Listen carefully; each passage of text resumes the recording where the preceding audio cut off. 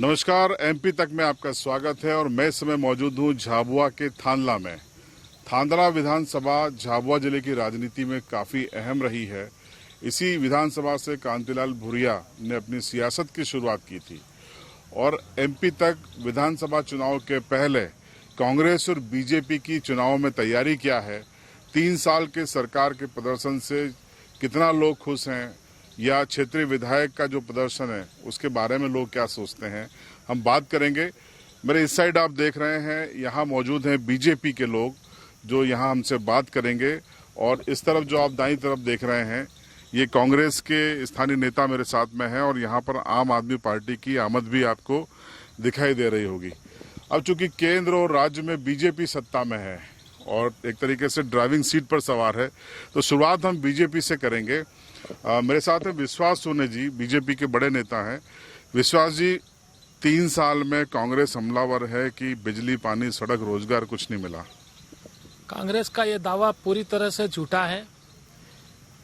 जरूर 2019 के चुनाव में, 2018 के चुनाव में कांग्रेस को सत्ता मिली और उन्होंने मुफ्त की रेवड़ी बांटकर जो प्रदेश को पिछले 15 वर्षों में भारतीय जनता पार्टी ने स्वर्णिम मध्य प्रदेश बनाया था, उसको 15 महीने में उन्होंने चौपट कर दिया और उसका जो थोड़ा खामियाजा है वो आज भी जनता को भुगतना पड़ रहा है। और मध्य प्रदेश की सरकार, हमारी पार्टी का नारा है सर्वस्पर्शी सर्वव्यापी, तो हम जनता के बीच में जा रहे हैं। जो जैसे ही हमारी सरकार मार्च 2020 में पुनः आई जब मध्य प्रदेश में, तो उस वक्त देश में कोविड महामारी हुई थी और उसको भी पूरे तरीके से हमारे माननीय प्रधानमंत्री नरेंद्र भाई मोदी ने और हमारे लाडले मुख्यमंत्री मामा जी शिवराज सिंह जी ने जिस तरह से प्रदेश की जनता को इस कोविड महामारी में, और विशेष रूप से भारतीय जनता पार्टी ने अपने कार्यकर्ताओं की टीम बूथ तक जो योजना थी उनकी, उसको उतारकर इस कोविड महामारी को मध्य प्रदेश में जिस तरह से बचाया, इस प्रकार से कांग्रेस का पूरा दावा निराधार है। मध्य प्रदेश में खुशहाली है, विकास है। बिजली कटौती की समस्या अभी कोयले के कारण उत्पन्न हुई है, उसको भी जल्दी ठीक कर रहे हैं। और ये कोयले की कमी का भी खामियाजी वो 15 महीने की जो कांग्रेस की सरकार थी उसके कारण आज प्रदेश की जनता को भुगतना पड़ रही है। इन कांग्रेस का यह आरोप है कि आपने हाईजैक की है सत्ता, आपको जनता ने नकार दिया था, फिर भी आप पिछले दरवाजे से आ गए। कांग्रेस अपने लोगों को नहीं संभाल पाई, उसका हम क्या करें। चलिए, ये बड़ा आरोप है कि कांग्रेस खुद को नहीं संभाल पाई। अब कांग्रेस के नेता हमारे साथ है, क्या नाम है आपका? मैं विधानसभा अध्यक्ष IT सेल रुस्मल मेड़ा। रुस्माल जी, आपने विश्वास जी को सुना, वो कह रहे हैं कि आप अपने लोगों को संभाल नहीं पाए इसलिए सत्ता चली गई और रोजगार और जो आरोप बेरोजगारी के वो सब निराधार हैं। आज आप देख रहे हैं कि बिजली अंधेरे में हमारे को छोड़ना पड़ रहा है, ये सब झूठे हैं। क्योंकि मैं एक शब्द मामा शिवराज को और मोदी को बोलना चाहता हूं कि जब नगर में 2.5 लाख रुपये जो प्रधानमंत्री आवास है और हमारे ग्राम में जो क्या है कि 1,20,000, तो ये हमारे ग्रामीण क्या वोट नहीं है लेना क्या बीजेपी को, तो हमारे गांव में क्या है कि 1,20,000 और नगर में 2.5 लाख, तो ये क्या है? कौन सी सरकार? वोट तो सब देते, सरकार को ग्रामीण और भेदभाव क्यों? तो ये जो अभी 2 साल से सरकार चल रही है शिवराज जी की, ये कैसी लग रही है आपको? बिल्कुल सभी युवा बेरोजगार, महंगाई पे महंगाई। अभी मीठा तेल देखो, पेट्रोल डीजल देखो, भाव बढ़ते बढ़ते बढ़ते आसमान छू रहे। जनता बिल्कुल परेशान से, बीजेपी से परेशान है। क्योंकि आने वाले विधानसभा 2023 में पूर्ण बहुमत से कांग्रेस की सरकार बनेगी। देखिए, बड़ा दावा है कि विधानसभा चुनाव में पूर्ण बहुमत से बीजेपी की सरकार बनेगी। अब जवाब हम लेते हैं। मेरे साथ गोलू उपाध्याय हैं, मंडल अध्यक्ष हैं बीजेपी के। आपने आरोप सुना कि बिजली से लोग परेशान हैं, बेरोजगारी बढ़ रही है और तेल आसमान छू रहे हैं, क्या कहेंगे आप? मैं जिन्होंने भी आरोप लगाए हैं कांग्रेस से, माननीय रुस्माल जी ने, मैं उनसे पूछना चाहता हूं 2004 के पहले वे जाएं और मुझे बताएं कि कितनी बिजली आती थी और उसकी अपेक्षा आज कितनी बिजली आ रही है। क्योंकि नगरीय क्षेत्र और ग्रामीण क्षेत्र दोनों ही पड़ते हैं, जहां आप एक राष्ट्रीय रूप से देख रहे हैं कि दूसरे राज्यों में कोयले की बहानाबाजी की जा रही है, अनर्गल पेपरों के माध्यम से कोयले की कमी बताई जा रही है, लेकिन आज तक कोयले की कोई भी रेक चुकी नहीं है और प्रत्येक राज्य को मिल रही है। जो ये मुफ्त की रेवड़ी बांटने का अन्य राज्यों में काम चल रहा है, वो भारतीय जनता पार्टी की यहाँ मध्य प्रदेश की सरकार मजबूती के साथ खड़ी है और पूरे कोयले की आपूर्ति को पूरा किया जा रहा है। तो मैं सीधा सीधा पूछना चाहूँगा कि जो ग्रामीण में 2.5 या 3 घंटे कहीं लाइट का कोई सर्किट होता है उसको कैसे बिजली कटौती में गिन सकते हैं, जबकि यहाँ पर कई ग्रामीण लोग हैं हमारे साथ में। गर्मी है, चूंकि सारा कंजम्पशन बढ़ भी जाता है, तो उसको अगर बिजली कटौती में गिना जाएगा तो इनके आरोप भी पहली बार में निराधार हैं बिल्कुल भी। और भारतीय जनता पार्टी बिजली देने के लिए प्रतिबद्ध है, 24 घंटा बिजली देने के लिए प्रतिबद्ध है। चलिए, एक जो दूसरा आरोप लगाया गया था कांग्रेस की ओर से, ये था कि उन्होंने कहा था कि 2023 में सरकार कांग्रेस की बनेगी क्योंकि जनता बिजली, सड़क, रोजगार तमाम मुद्दों पे परेशान है। जो कांग्रेस के जो कार्यकर्ता द्वारा आरोप लगा रहे हैं वो निराधार है। भारतीय जनता पार्टी जो करती है, जो कहती है वो करती है। सबका साथ, सबका विकास, सबका विश्वास। भारतीय जनता पार्टी 2003 से इस मध्य प्रदेश में काबिज हुई। 2003 के पहले रोडों की क्या स्थिति थी, लाइट की क्या स्थिति थी, खेतों में किसान लोग परेशान थे। 2003 से बीजेपी जब शिवराज मामा जब सरकार बनी तो 24 घंटे बिजली देने का कार्य किया और किसानों को आधुनिक योजना का लाभ मिला। उसके साथ में हमारे किसान भाइयों के लिए अनेक प्रकार की योजना जो मध्य प्रदेश में भारतीय जनता पार्टी सरकार ने योजना लागू की, ऐसी कांग्रेस ने कभी नहीं की है। जो कांग्रेस के कार्यकर्ता द्वारा आरोप लगा रहे हैं वो निराधार झूठा है। और भारतीय जनता पार्टी केवल विकास ही विकास करने का उनका नारा है। और उसके साथ में हमारे जो किसान भाई जो परेशान होते थे कि दिनों दिन मोटरें जल जाती थी, वो जल जाती थी, लेकिन अभी इस प्रकार से कोई ग्रामीण तरफ से भी हमारे पास कोई शिकायत नहीं आती है। अभी भरपूर लाइट मिल रही है उनको और बिल्कुल खेती कर रहे हैं। और वो आज मालवा को आज मध्य प्रदेश ने पछाड़ कर दिया। आज वो गेहूं मालवे में जो मिलते थे वो आज मध्य प्रदेश में गेहूं पक रहे हैं। आज सब्जियां हम दाहोद गुजरात में खरीदने जाते थे, आज उसी सिंची से, उसी विद्युत मंडल से, आज हमको उससे पानी से और उससे मिलकर आज सब्जियां कर रहे हैं। और आज यहाँ से सब्जियां बॉम्बे और महाराष्ट्र तक बेचने का कार्य कर रहे हैं हमारे लोग। तो ये जो आरोपों को खारिज किया है, बंटी डामोर थे नगर परिषद के अध्यक्ष। अब मनीष बघेल मेरे साथ में है, उपाध्यक्ष है नगर परिषद के। मनीष जी, वो कह रहे हैं कि 2003 के पहले आपकी सरकार की याद दिला रहे हैं कि न बिजली थी, न सड़क था, न पानी था, श्रीमान बंटाधार की उपाधि भी मिली थी। तो इसका क्या जवाब है? 2003 के पहले आप तो 50 साल 70 साल से देखो, जितने भी स्कूल और कॉलेज हैं ये कब के बने हैं, आज की तारीख में इन लोगों ने क्या किया। और विश्वास जी की बातों का मैं जवाब देना चाहता हूँ। वो बोल रहे हैं कि 15 महीने में रेवड़ी बांटी। तो विश्वास जी, अडानी अंबानी लाखों करोड़ों रुपए लेके और घर बैठे हैं। और अगर गरीब किसानों को अगर कमलनाथ जी ने ऋण माफ कर दिया तो इससे आर्थिक संकट कहाँ आ गया। और बात कोयले की है तो कमलनाथ जी 1.5 साल में कोई कोयला खोद के ले नहीं गए घर। ये आपकी नीतियों की वजह से ये सब डिस्टर्ब हो रहा है। देखिए, आम आदमी पार्टी की आमद भी अब यहाँ पर हो गई है। आप देख रहे हैं, पहले टोपी देखिए। आम आदमी पार्टी के यहाँ पे ये कार्यकर्ता मौजूद हैं। क्या शुभ नाम है आपका? कांतिलाल नीनामा। तो नीनामा साहब, ये बताओ कि आम आदमी पार्टी लड़ेगी 2023 में यहाँ से? बिल्कुल लड़ेगी। पूरे मध्य प्रदेश में सभी विधानसभाओं पे चुनाव लड़ेगी। तय कर लिया है आम आदमी पार्टी? बिल्कुल पक्का। तो क्या मुद्दे होंगे आपके? शिक्षा, स्वास्थ्य और रोजगार, ये मेन अहम मुद्दे होंगे। तो दिल्ली मॉडल के आधार पे आप यहाँ पे? बिल्कुल दिल्ली मॉडल के आधार पे। अगर दिल्ली में हो सकता है तो अपने यहाँ क्यों नहीं हो सकता है? तो मध्य प्रदेश में संभावना देखते हैं आप? बिल्कुल सर जी। तो क्या कहेंगे, अभी जो 15 महीने कांग्रेस की सरकार थी और अभी 2 साल से बीजेपी की सरकार? सर वो उनकी जगह पे है, लेकिन आम आदमी पार्टी सरकार कैसा काम कर रही है आम आदमी पार्टी की नजर में? आम आदमी पार्टी की नज़र में तो महंगाई काफ़ी बढ़ गई है, रोजगार बिल्कुल कम होते जा रहे हैं, प्राइवेट सेक्टर में ठेके में काम जा रहा है। और ऐसी स्थिति में लोग पर दिन बेरोजगारों की संख्या बढ़ती जा रही है। इसी चीज को आप लोग बनाएंगे? जी जी। देखिए, कुछ और वक्ता है, मैं आता हूं आपके पास।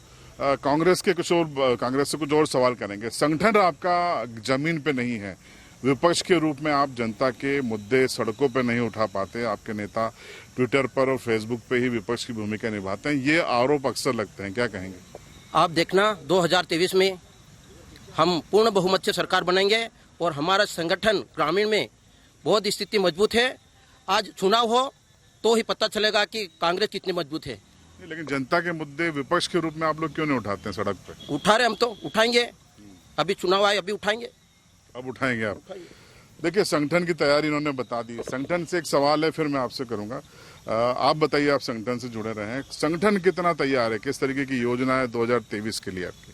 भारतीय जनता पार्टी का संगठन 24 ही घंटे पूरी तरह से तैयार है और भारतीय जनता पार्टी का आज भी बूथ लेवल तक की हमारी पूरी तैयारी है। यहाँ तक पन्ना प्रमुख तक हमारे तैयार हो चुके हैं और भारतीय जनता पार्टी सतत यूँ कहें कि काम करने में, कार्यकर्ताओं से काम लेने में, पार्टी का निरंतर जो पार्टी का जो वरिष्ठालय से आदेश होते हैं वो निश्चित है और पूरी तरह से तैयार है।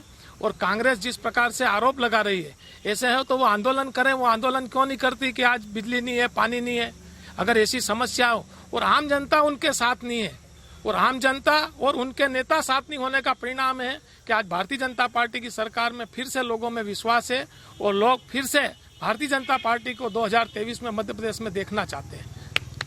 चलिए, संगठन की तैयारियों के बारे में बताया, आप कुछ कहना चाहते थे?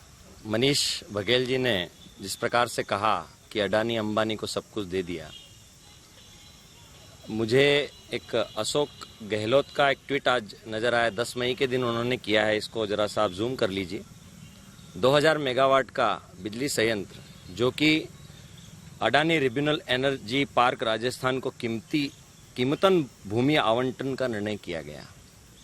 मेरा सवाल है कि क्या केवल टेस्ला का मालिक इस विश्व पर राज करेगा या भारत का कोई नागरिक यदि आगे बढ़ रहा है और वह अपनी नीतियों के कारण अडानी को, हम आरोप लगा सकते हैं अडानी के ऊपर, लेकिन किस बिहाफ पर लगाएंगे जबकि राजस्थान की सरकार उन्हें भूमि आवंटित कर रही है औने पौने दामों पर? तो क्या हम ये माने कि अडानी ने कांग्रेस की सरकार को भी हाईजैक किया हुआ है और अडानी के आने के बाद हजारों करोड़ रुपए की हेरोइन पकड़ी जाती है, जबकि अडानी के पास हमारे सभी तरीके के बंदरगाह का सारा ठेका उनके पास है, उसके बाद में पकड़ में आ रही। हमारी सरकार 2013 के बाद में आई है। मोदी जी के आने के बाद इतनी मात्रा में ड्रग्स पकड़ना ये किसके मुताबिक मुमकिन हुआ है, जबकि वहां पर जो सुरक्षा है वो केंद्र सरकार की होती है। तो अडानी जी ने जब से पोर्ट लिए हैं उसके बाद से हजारों करोड़ की हेरोइन जो भारत में नशे का कारोबार बिखर रहा था उसको मोदी जी ने रोकने का काम किया है। आज युवा पीढ़ी सुरक्षित है मोदी के राज में। तो एमपी तक की इस डिबेट में अब चर्चा अडानी और अंबानी पर आ गई है। आरोप प्रत्यारोप अडानी और अंबानी पर भी है। अब बीजेपी की ओर से पलटवार किया गया है कांग्रेस पर कि अडानी और अंबानी को बीजेपी का बताया जाता है, जबकि अशोक गहलोत सरकार ने उनको ठेका दिया है। तो आपने आरोप सुना था, तो अब क्या कहेंगे आप? देखो, मेरे कहने का मतलब था कि जितने भी उद्योगपति हैं उनके 5-5, 10-10, 15-15, 20-20 हजार करोड़ माफ कर रही है सरकार, और वो जनता का पैसा है। अगर किसानों का कर्जा माफ कर दिया तो कौन सा कमलनाथ जी ने गलत काम कर दिया? ये तो क्या है कि फाइनेंशियली मामला है। सबको आईटी चलाने के लिए, सबको चलाने के, संगठन चलाने के लिए अगर जहाँ से पैसा आता है उनके तो गुणगान तो करेंगे ये लोग। नहीं, लेकिन वो कह रहे हैं कि राजस्थान सरकार ने भी अडानी को बड़ा प्रोजेक्ट दिया है। वो मेरे नॉलेज में देख लेता हूँ। आप कुछ कहेंगे? क्या स्थिति है यहाँ पर इस पूरे विधानसभा क्षेत्र में पीएम आवास की? पीएम आवास तो हमारे जहाँ तक है ग्रामीण की मैं बात करूँ, ग्राम पंचायत खजूरी की, वहाँ तो बहुत दयनीय स्थिति है। अगर वास्तविकता देखी जाए तो बहुत ही खराब स्थिति है। और जहाँ तक है महंगाई को लेकर, क्या आवास मिले नहीं है या आवंटन नहीं हो रहा, क्या हो रहा है? आवास वहाँ पर क्या है, कांग्रेस और बीजेपी ये चलता है वहाँ पे। इस कारण क्या है कि बहुत कम लोगों को मिल पा रहे हैं। भेदभाव है, आप ये कह रहे हैं? जी जी जी बिल्कुल। मतलब जो कांग्रेस के समर्थक हैं उनको आवास नहीं मिल रहा है? जी जी जी, बहुत कम लोगों को आवंटन हुआ है। और सर, आवास की जो बात है तो आज की तारीख में महंगाई कितनी हो गई है।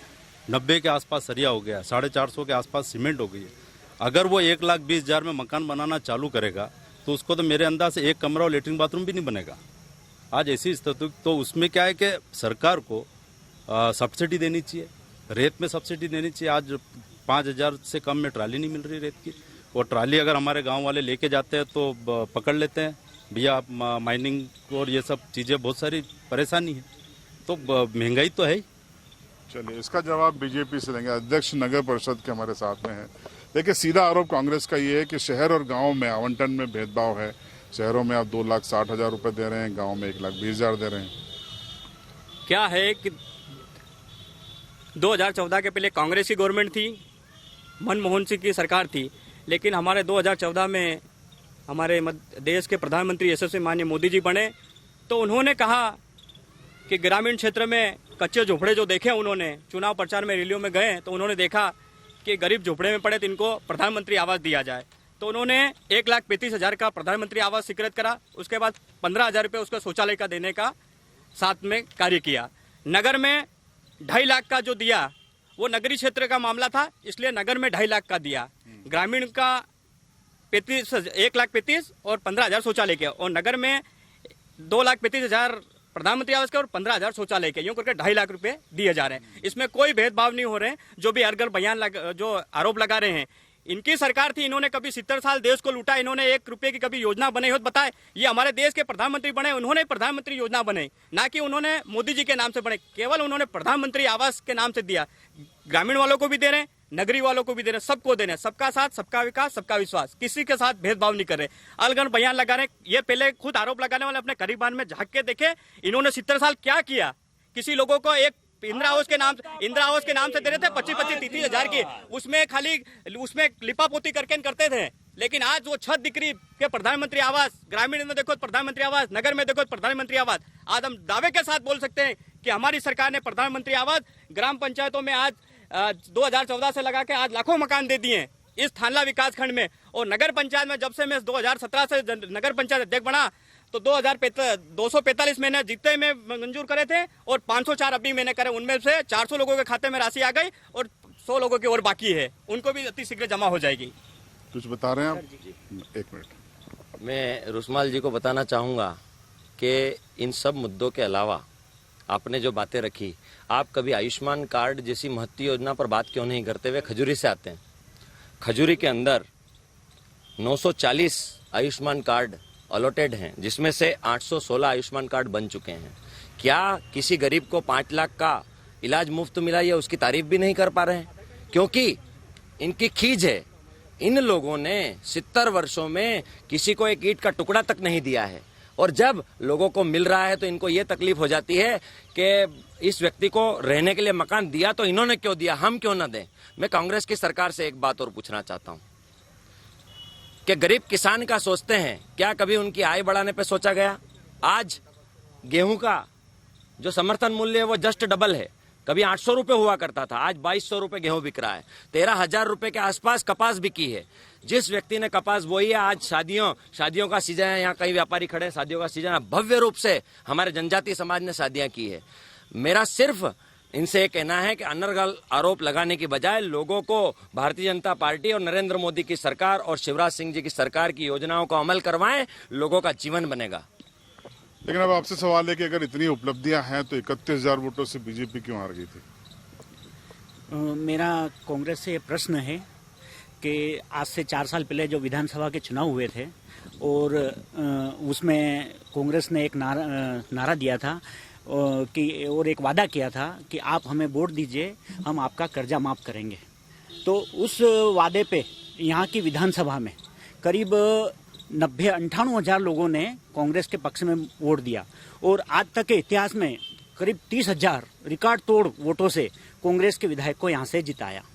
तो उन्होंने उस वक्त जो वादा किया था कि हम सारे कर्जा माफ करेंगे, तो आज 4 साल हो गए और करीब 90,000 लोगों ने कांग्रेस को वोट दिया इस नारे पे कि हम आपका कर्जा माफ करेंगे। तो क्या आज 4 साल हो गए, 90,000 का 10% यानी 9,000 लोगों का भी कर्जा माफ किया क्या 4 सालों में? अच्छा सवाल है, इसका जवाब हम लेंगे। देखिए, बड़ा आरोप लगा दिया है कि 90,000 वोट मिले लेकिन आपने 9,000 का भी कर्जा माफ नहीं किया। मैं बोल रहा हूँ बीजेपी को, क्योंकि बीजेपी को कपड़े पहनाते और क्या है अस्पताल से लगाकर स्कूल में जहाँ पढ़े वो भी कांग्रेस ने बनाई और बोले कि कांग्रेस ने 70 साल में क्या किया। कांग्रेस ने रोड बनाए और आपको पढ़ाया लिखा से सिखाया, जिस स्कूल में आप पढ़े वो भी कांग्रेस की है, अस्पताल जो है वो भी कांग्रेस का है।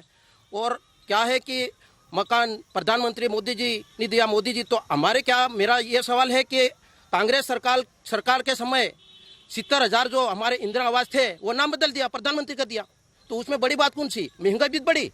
जयवर्धन सिंह जी ने विधानसभा में एक क्वेश्चन लगाया था कि वाकई में कर्जा कितना माफ हुआ, तो ये कमल मंत्री है, कमल पटेल जो है मंत्री, उन्होंने जो दिया है कम से कम 45% लोगों का कर्जा माफ हो गया था और बाकी सब प्रक्रिया में था। और 1.5 साल में आदमी बिल्कुल स्टेप बाय स्टेप चल रहा था, पर ये क्या कुछ बिकाऊ और टिकाऊ वाला मामला बिगड़ा उस कारण से पूरा, नहीं तो 5 साल में आप प्रदेश किस स्तर पे जाता उसकी कल्पना ही नहीं कर सकते। चलिए, ये कांग्रेस बीजेपी के आरोप प्रत्यारोप बहुत हो गए, अब आपका क्या कहना है? एक मिनट। जी सर, ये जो बोल रहे हैं ये बात तो इनके स्तर पे सही है इनके हिसाब से, लेकिन हमारे हिसाब से अगर देखा जाए तो वास्तविकता बिल्कुल उल्टा है। अगर ये जितने भी मकान दे रहे हैं ये फ्री देने की बजाय उससे अच्छा अगर बेरोजगार को अगर रोजगार मिलता है तो मकान स्वयं बना लेगा बंदा। और अगर जैसे टंकियां हैं, अगर टंकियां ना देते हुए उनको मतलब कुछ रोजगार ही होना चाहिए। और बाकी तो रोजगार दे दिया तो सब कुछ मिल गया, आप ये कह रहे हैं? उससे क्या कि फ्री लेने की जरूरत नहीं पड़ेगी इंसान को। आप कुछ कह रहे थे? हाँ सर, मैं कुछ कह रहा था। हम आरोप प्रत्यारोप की बात करते नहीं ना, हमारे कांग्रेस से कुछ विवाद है ना बीजेपी से विवाद है। हमारा यूँ कहना, अभी कोयले की बात हो रही थी, जितना हमारी जानकारी है उतना हम बोल रहे। कभी ये आरोप लगा रहे, कभी वो आरोप लगा रहे। कोयला जबकि एमपी में पैदा होता है सर, ठीक है, सॉरी बिजली, और दिल्ली सरकार बिजली खरीदती है, वहाँ फ्री और हमारे यहाँ लफड़ा चल रहा है। तो इस बात को भी समझे। बड़ा सवाल है, नागरिक भी अब अपने सवाल कर रहे हैं। आप बताइए, आपका कोई सवाल? मेरा ये दोनों से कहना है कि जब बिजली सरप्लस है मध्य प्रदेश में, सभी दूर के आंकड़े आते हैं, तो फिर ये पूरे प्रदेश में लाइट का क्यों ये लोड शेडिंग के नाम कटौती क्यों? आप कुछ कहेंगे? देखिए, हमारे साथ स्थानीय पत्रकार भी मौजूद हैं। शुभ नाम आपका? कौस्तुभ व्यास। तो आप बताइए, कोई सवाल आपका दोनों पार्टी से? मेरा सवाल दोनों पार्टियों से ये है कि 70 साल कांग्रेस की बात कर रहे हैं और 15 साल अपने बीजेपी की बात कर रहे हैं, तो सीधा सवाल ये, पलायन के मुद्दे पर ये लोग क्यों चुप रहते हैं? पलायन बहुत भयंकर तौर पे झाबुआ जिले में चल रहा है। रोजगार की कमी की वजह से यहाँ से गुजरात और राजस्थान पलायन के लिए जाना पड़ता है इन लोग। चलिए, ये कुल 3 सवाल आए हैं, दोनों ही पार्टी के लोगों से हम इसका जवाब लेते हैं। देखिए, ये बड़ा एक जो सबसे बड़ा सवाल है, संजय भावर से हम पूछते हैं। बड़ा आरोप है कि जब बिजली सरप्लस है तो फिर बिजली कटौती क्यों? बिजली से रिलेटेड जो भी विपक्ष दल आरोप लगा रहे हैं, सबसे पहले तो वो इस बात को देखें। वो एक नागरिक के तौर पे आरोप है। बिजली कटौती कहीं कहीं पर मेंटेनेंस के नाम पर हो सकता है कि कहीं मेंटेनेंस हो रहा होगा तो उसमें बिजली कटौती होती है, लेकिन जिस प्रकार से हमको पहले जूझना पड़ता था बिजली के लिए, जिस प्रकार से लालटेन में, चिमनी में, मोमबत्ती में जिन्होंने जिंदगी गुजारी है, जिन्होंने अपने पढ़ाई करी है, आज उस चीज़ का हम यदि थोड़ा सा आकलन करेंगे तो आज हमको बहुत अधिक क्षमता में और अधिक समय तक बिजली पर्याप्त मिल रही है, जिससे हम हमारे घर के दैनिक काम को भी पूरा कर पा रहे हैं और हमारे अन्य जितने भी आधुनिक काम हैं उनको भी हम पूरा कर पा रहे हैं। बिजली कटौती कहीं पर मेंटेनेंस का आरोप गलत है। हाँ, बिल्कुल आरोप इनका पूरा गलत है। एक और आरोप आया है कि पलायन बहुत हो रहा है राजस्थान और गुजरात में, सरकार क्यों नहीं रोक पा रही? भदौरिया जी, अभी कुछ हमारे कांग्रेस के मित्र लोग आरोप लगा रहे थे प्रधानमंत्री आवास को लेकर कि नगर में और ग्रामीण में जो हमारे साथ में जो भेदभाव। मैं कांग्रेस के मित्रों से एक बात पूछना चाहता हूं कि नगर की जो जनसंख्या और ग्रामीण जो जनसंख्या उसमें भी बहुत अंतर है। यहाँ पे अगर प्रधानमंत्री आवास के 500 अगर मकान स्वीकृत हुए हैं तो वहाँ हजारों मकान स्वीकृत हुए हैं उसके कारण। और दूसरा, हमारे कुछ कांग्रेस के मित्र ये बता रहे थे कि हमारे समय में इंदिरा आवास चल रही थी। मैं 20 से 25 साल मेरे परिवार से सरपंच रहे हैं और कांग्रेस के राज में बड़ी मुश्किल से इंदिरा आवास 2 या 3 या 5, 10 से ज़्यादा अगर कोई भी कांग्रेसी यहाँ पे बता दे कि 10 से ज़्यादा इंदिरा आवास किसी पंचायत में स्वीकृत हुए। जब से माननीय प्रधानमंत्री जी जब से इस देश के प्रधानमंत्री बने हैं तब से मैं आपको कह रहा हूँ कि मेरे नवापड़ा कस्बा में, और कुछ मित्र अब ये भी कह रहे थे कि आरोप लगा रहे थे कि भेदभाव हो रहा है, कांग्रेस और बीजेपी के लोग हमारे साथ में भेदभाव कर रहे हैं। प्रधानमंत्री आवास की सूची आप उठा के देखेंगे तो पूरे थानला में, चाहे आप जनपद सीओ से पूछ लो, कोई भेदभाव नहीं होता। जिसका सीरियल नंबर से नाम आता है उसी को प्रधानमंत्री आवास स्वीकृत होता है। इसमें ना सरपंच कुछ आगे कर सकता है। पलायन पे आपने बोला पलायन, बिल्कुल मैं उसी मुद्दे पे आ रहा हूँ। आपको एक चीज बता दूं कि रोजगार गारंटी के माध्यम से जिस प्रकार से गाँव में, पंचायतों में, हर एक पंचायत में मतलब कोविड की महामारी होते हुए भी जिस प्रकार से माननीय प्रधानमंत्री जी ने गाँव में तालाब निर्माण कार्य, चाहे चेक डैम हो, तालाब हो, रोड हो, सीसी रोड हो, ये सारे काम खोले हैं। इसके बाद भी कुछ लोगों को ऐसा लगता है कि गुजरात में, राजस्थान में हो सकता है यहाँ से ज़्यादा मजदूरी होने के कारण कुछ लोग जाते हैं। मैं समझता हूँ उस बात को, लेकिन मुझे लगता है कि रोजगार नहीं मिल रहा तो सरासर ये कांग्रेस का बिल्कुल निराधार है। इसमें कोई औचित्य नहीं है। कांग्रेस जिस प्रकार से मुद्दा उठा रही है कि यहाँ पे अवेलेबल है रोजगार, बिल्कुल सबको रोजगार मिल रहा है। पलायन नहीं हो रहा है। पलायन में क्या बोल रहा हूँ आपको, कुछ हो सकता है कि लोग जो पलायन कर रहे हैं उनको क्या है, गुजरात में थोड़ा सा पैसा ज्यादा मिलता है, उसके कारण लोग जाते हैं गुजरात में, उस बात को समझ रहा हूँ। भदौरिया जी, मैं आपको सन 15-16 से आंकड़े बता रहा हूं। जिस प्रकार से भारतीय जनता पार्टी की सरकार, 1 साल इनका छोड़ा जाएगा, क्योंकि जो योजनाएं बन गई थी उस हिसाब से पैसा डालना रूरल में बनता है। Financial performance under MNREGA during the financial year of 15 and 16 5.5 crore रुपया, 16-17 में 8.5 करोड़ रुपया, सीधा हम पहुंच जाते 17-18 में 10 करोड़ 96 लाख रुपया, 19-20 के अंदर 10 करोड़ 58 लाख रुपया। ये दोनों ही साल कोविड से ग्रसित थे। और इसके बाद 18 से 19 में 11 करोड़ 50 लाख रुपया। फिर भी पलायन क्यों है? 2 मिनट। 25 करोड़ 10 लाख रुपया मैं बता रहा हूं। इसके बाद 21-20 में 21 करोड़ 11 लाख रुपया। ये सारे फाइनेंशियल ईयर के रिकॉर्ड हैं, वो भी केवल जनपद थानला के, जिसमें 3 क्षेत्र हमारे लगते हैं, 3 मंडल भाजपा के लगते हैं। पलायन हुआ होगा, लेकिन मेरा ये मानना है कि यदि ये पैसों का आंकड़ा बड़ा है तो पलायन ना के बराबर हुआ होगा। जो लोग, जिन लोगों ने ठेके ले रखे होंगे सूरत, गुजरात, यहाँ पर, वे ही गए होंगे। सरकार ने गारंटी जो दी है वो 100% दी है, तभी इतना पैसा नीचे तक हमारे गरीब भाइयों को, गरीब मजदूर भाइयों को मिला होगा। कहीं ना कहीं उस आंकड़े को पर भी आप जाएं और उससे पता करें कि मनरेगा में कितने लोगों को यहाँ पर रोजगार दिया गया है। देखिए, आरोप ये भी लगते हैं कि आंकड़ा भी बड़ा है तो इलाके में जेसीबी मशीनें भी बहुत बड़ी हैं। मैं बताऊंगा, मैंने उसके अंदर मशीनरी का आंकड़ा भी पढ़ा नहीं है। विकास हुआ है भदौरिया जी, लोकल ट्रैक्टर भी लगे होंगे, उसको भी भुगतान हुआ होगा। मैं मशीनरी का नहीं, मैं केवल और केवल यहाँ पर मजदूरी बता रहा हूँ मैं। इसके अलावा भी आंकड़े मैं आपको सौंप दूंगा, आप इसको बताइएगा कि उन्हें भी लग रहा होगा ये कागज कहाँ से आपके आंकड़े जा रहे हैं। मेरा एक प्रश्न है कांग्रेस से, कांग्रेस के मित्रों से मेरा एक प्रश्न है। कभी आप जैसे रोजगार की बात कर रहे थे, मैं कांग्रेस के मित्रों से यही पूछना चाहता हूँ कि 2003 के पहले कितने लोगों के पास ट्रैक्टर थे, टेम्पू थे, रोजगार के कितने साधन थे? मैं कांग्रेस के लोगों से पूछना चाहता हूँ, वो मुझे इस बात पे जवाब दें। अभी कुछ मित्र बोल रहे थे कि ये तो हमारे कांग्रेस के समय में ये सब चीजें बनी, तो आज पढ़ाई कर रहे। अस्पताल में बता दूं, 1946 का आजादी अंग्रेजों के समय बना हुआ अस्पताल, उस अस्पताल को भारतीय जनता पार्टी ने, हमारे मुख्यमंत्री शिवराज सिंह चौहान ने देने। ये आपके छात्रावास देख लो, छात्रावास की स्थिति थी कि हमारी कन्याओं को, अब ये जो सब्जी मंडी में जो थी उसकी क्या स्थिति, वहां पे शौचालय तक नसीब नहीं हुआ करता था। आज इस प्रकार से इंस्पेक्शन में मामले में भारतीय जनता पार्टी ने जो काम किया है, मैं कांग्रेस के मित्रों से पूछना चाहता हूँ, आप बताओ मुझे। चलिए, जवाब ले लेते हैं। मैं आता हूँ, फिर आता हूँ। जवाब आपने सुन लिया आरोप। हाँ, हमारे जो बीजेपी के मित्र हैं बोल रहे हैं कि रोजगार के लिए जितने भी बेरोजगार है वो कुछ 4 व्हीलर और ये लाए, तो उसके लिए उन्होंने कर्जा लिया है, उसके लिए उन्होंने डाउन पेमेंट कराया, फाइनेंस कराया। कोई बीजेपी ने उनके घर से उनको गाड़ियाँ नहीं दे दी, वो खुद मेहनत करके और कमा रहे।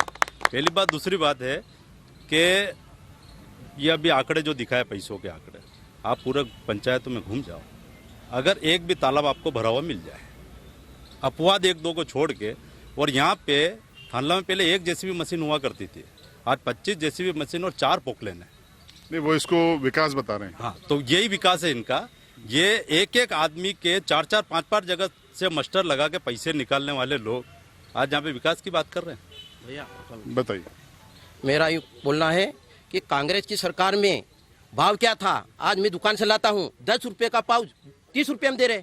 और हमारे क्या है, आदिवासी में एरिया में मैं रहता हूँ, लोगों के क्या है कि रोटी खाने के ठिकाना नहीं बीजेपी सरकार में। क्या है भाव, मोटरसाइकिल कैसे चलाए, पेट्रोल का भाव 120 से 125, डीजल का भाव, और वो तो देखो भाव, और हमारे से पैसे लेके हमारे को ही लूट रहे। क्या विकास, कौन सा विकास? चलिए, ये एमपी तक की चौपाल अब समाप्ति की ओर है। अंतिम सवाल दोनों पक्षों से बनता है, और शुरुआत चूंकि बीजेपी से हमने की थी, इसलिए क्लोजिंग भी करेंगे। चुनाव में आपने बताया कि बीजेपी की तैयारियां शुरू से जारी है, सब कुछ हो गया है। चेहरा आपका सीएम शिवराज सिंह जी रहेंगे या बदलेगा? ये तो हाईकमान का निर्णय है, पार्टी जो करेगी। पार्टी संगठनात्मक रूप से बहुत मजबूत है, कार्यकर्ताओं की पार्टी है। यह निर्णय, चूंकि आपका सवाल मेरे लेवल का नहीं है, मैं एक छोटे लेवल का कार्यकर्ता हूं, निश्चित ये बड़े लेवल का सवाल है। इसको आप माननीय हमारे राष्ट्रीय अध्यक्ष जी से पूछे तो ये बात ठीक भी लगेगी। और चलिए, अब जवाब कांग्रेस से। चेहरा कौन होगा सीएम का आपका 2023 में? सीएम का कमलनाथ जी कांग्रेस के, और बीजेपी में भी कांग्रेस का ही चेहरा रहेगा। मतलब सिंधिया की बात कर रहे हैं आप। देखिए, ये बीजेपी ने अपना चेहरा केंद्रीय संसदीय बोर्ड पे छोड़ दिया, लेकिन कांग्रेस ने बता दिया कि शायद सिंधिया हो सकते हैं। खैर, कमलनाथ का उन्होंने अपनी पार्टी की ओर से कहा। एमपी तक की चौपाल आज थांदला में थी और यहाँ आपने कांग्रेस, बीजेपी और आम आदमी पार्टी के साथ साथ आम लोगों को भी सुना, और इस डिबेट में जो भी निकल के आया आपके सामने है। अब आपकी प्रतिक्रिया जो भी हो आप कमेंट बॉक्स में जरूर बताएं। फिलहाल एमपी तक की डिबेट यहीं पे हम रोकते हैं, अगले फिर किसी विधानसभा में हम पहुंचेंगे। देखते रहिए एमपी तक।